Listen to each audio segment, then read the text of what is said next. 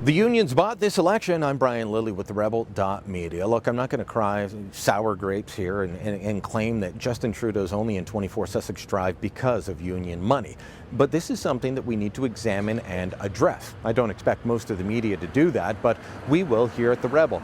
There were a huge number of groups that signed on as registered third parties. Almost all of them in one form or another were part of the Anybody But Harper group, and a lot of them were unions. Each one of these groups in this current election campaign that we've just finished was able to spend almost $500,000 nationally to put forward their ideas. So you had groups like Unifor, the largest private sector union, the groups like the Public Service Alliance of Canada, a very large public sector union. Then you had union-funded groups like Lead Now, targeting seats and telling people in those areas, vote for the NDP or vote for the Liberal, based on their analysis of which one could defeat the Conservatives. Is this really how we want our elections to be run in this country? We thought that we were done with PACs at the call of the election. Engage Canada had to shut down. Harper PAC didn't even get off the ground.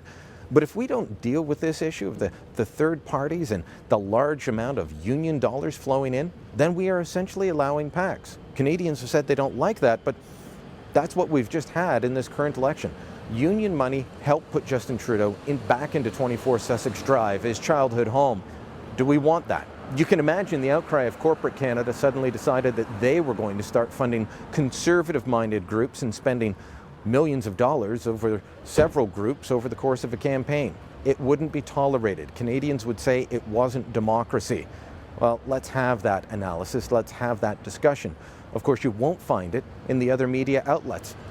Some of the biggest media outlets had their unions acting as third parties. Unifor, that I mentioned earlier, they represent more than 10,000 journalists and newsroom people across the country. And CBC's Media Guild, their union, they actively ran their own campaign. It could be called an Anybody But Harper campaign. It was give more money to the CBC. We know who was promising that. He's our Prime Minister-elect.